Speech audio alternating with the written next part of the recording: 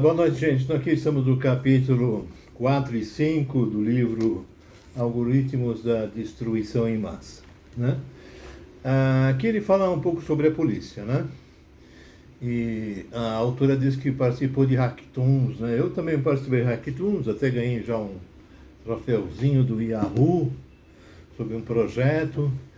Já fiz hackathons na Fiesp junto à Polícia Federal para preparar, né, algoritmos para prender pedófilos e corruptos, né? Já trabalhei em projeto quartel-general da Polícia Militar de São Paulo, né? Ah, então eu conheço bem o que a pessoa está falando aqui, né? A primeira coisa que ela fala é do policiamento geográfico, né? Então, ligado ao 190, existe um sistema, o SIOMPM, né, da Polícia Militar, que você consegue detectar o local quando a pessoa faz a chamada. Isso é uma coisa que acontece em todas as polícias do mundo, né? Essa utilização da geografia urbana para, no momento de iniciar o chamado policial, indicar a radiopatrulha aonde está o local, como chegar no local, né, o mais rápido possível, é uma ferramenta indispensável, porque o número de pessoas é limitado, o número de veículos é limitado, então você tem que otimizar o máximo possível. Então, esse produto é muito bom e é já utilizado há muito tempo,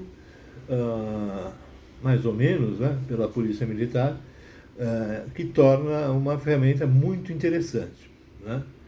Agora ela também fala sobre o PREDPOL, um programa preditivo para trabalhar basicamente com o combate do tráfico de drogas, né? Durante o governo Fleury houve uma tentativa de implantação desse produto, mas fracassou, né, de todas as maneiras, né? Não se tornou viável. Mas, então, existe uma certa relação entre os pequenos e grandes crimes, né? Por exemplo, um assaltante ou estuprador, o que ele faz? Ele quebra as luzes de toda a rua para se sentir seguro naquele ambiente. Então, quando ocorre a quebra das luzes em uma rua, você sabe que existe talvez né, assaltante, um criminoso naquela região. Então, é um pequeno crime que encobre um crime maior. Normalmente, os assaltantes escondem as mercadorias e mesmo as suas armas que eles possuem junto com os camelôs. Então, tem os camelôs lá, eles não têm um local fixo para ficar, tem uma posição muito insegura, né, etc, etc. Então, são vítimas desses criminosos e um pequeno crime se relaciona a um outro crime, criando então uma espécie de bola de neve. Então, a predição de crimes é uma tecnologia que ainda deve ser implantada, mas por enquanto é muito, muito fraca e não deu sucesso ainda, certo? Em seguida, ela fala sobre parar e revistar. Antigamente, a polícia de São Paulo somente, né, pedia identidade. Quem parava e registrava era a polícia do Rio de Janeiro, né, por causa que o crime tinha uma tendência muito mais ostensiva, né. Aqui em São Paulo há uma certa, vamos dizer, afastamento, né? Não quer agredir a pessoa, não quer intimidar a pessoa, mas infelizmente também acontece dependendo da área, da região, do tipo de policial e de acordo com a história desse policial, né? Infelizmente, a rua é uma coisa muito violenta, né? A rua é muito violenta. E, por exemplo, um policial civil ou militar, ele já tem na academia uma orientação de seguir ordens, de evitar uma certa empatia e a rua embrutece o policial. Depois de 3 ou 4 anos na rua, às vezes os policiais perdem o domínio de si, né? E têm que ir para uma instituição da própria polícia e depois são orientados a um trabalho administrativo. E no trabalho administrativo elas querem tudo, nunca mais voltar para a rua, porque a rua realmente é algo pejorativo para qualquer pessoa, né? É uma coisa muito agressiva, muito violenta, né? E, né, e são vários problemas que tem a polícia, né? Mas aqui a gente está falando de algoritmos. Então, por exemplo, quando você está navegando na internet, você acessa um site, a primeira coisa, se o site for IPv6, né, ou você acessar pelo telefone, ele pega o seu número de telefone e pega o seu IP. Com o número de telefone, ele pega todas as suas informações, a sua pessoa. E com o IP, ele pega a sua localização, onde você está, né? Então, cada página da internet você já disponibiliza muito mais do que você faria quando você visita alguém ou quando você fala no telefone. Você já dispõe tudo que você tem no primeiro clique que você entra no site. Além disso, existe uma coisa chamada cookies, né? Então, toda vez que você entra no site, o site dá um presentinho para você, que é um cookie, é um biscoito, né? Cookie é biscoito em inglês, né? E esse biscoito fica no seu navegador, né? E normalmente é um biscoito que monitora você, né?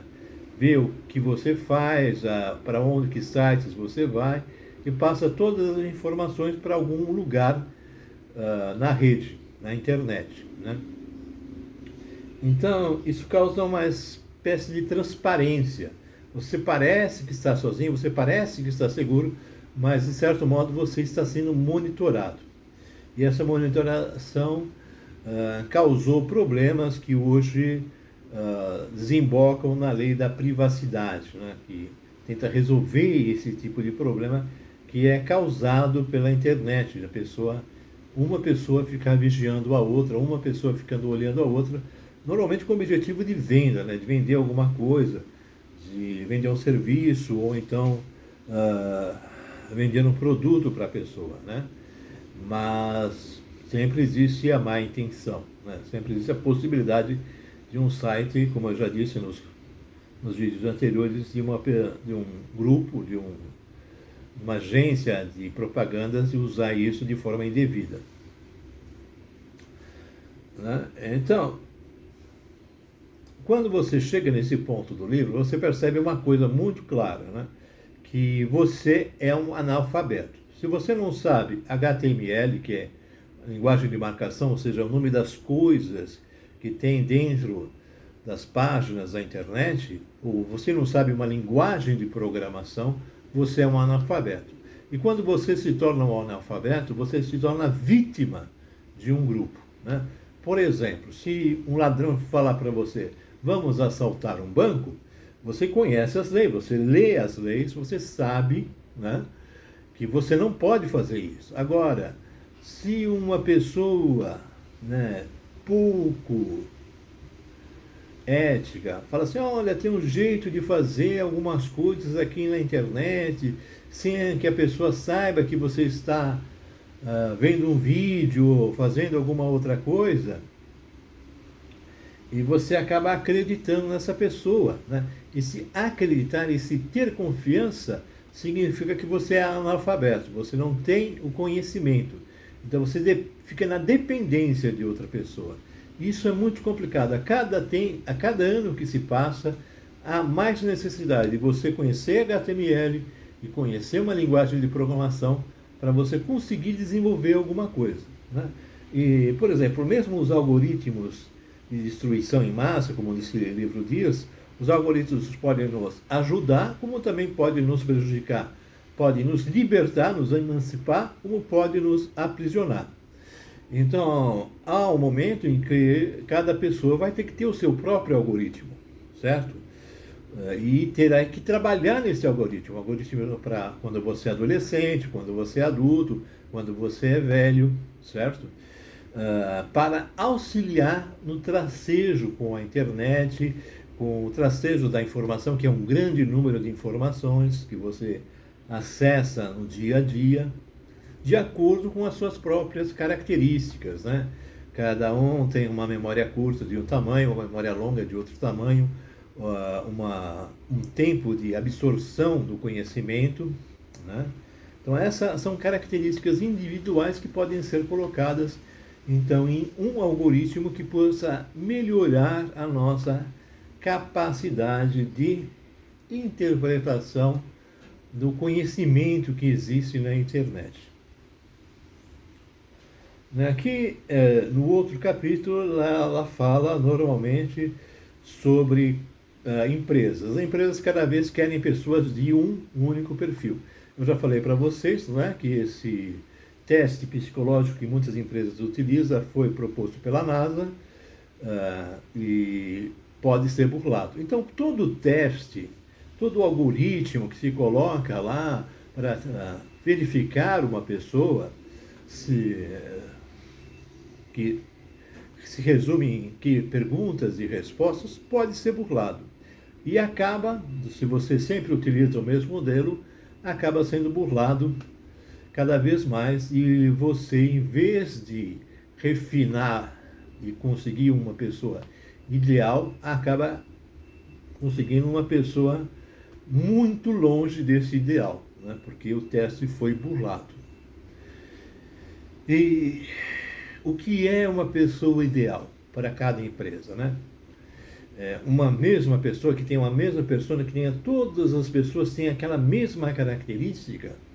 Às vezes não, Você tem que ter uma certa flexibilidade. Toda empresa tem que ter uma certa flexibilidade, porque sem essa flexibilidade, ela vai à falência, Porque o mercado muda, porque as coisas mudam, porque as coisas se transformam.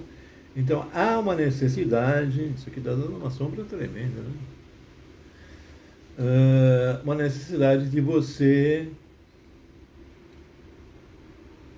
criar diversas pessoas dentro do seu ambiente para se melhor adaptar às regras do jogo, às regras da economia que se apresentam em um momento ou outro.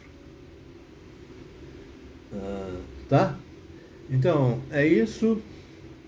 Infelizmente, filmes sobre esses temas são difíceis, Eu vou passar um link de um TEDx aí, de um policial militar de São Paulo, e para você ter alguma outra noção das coisas, Então vamos lá para as piadinhas. Exatamente, Hoje vou falar o sermão da loira platinada.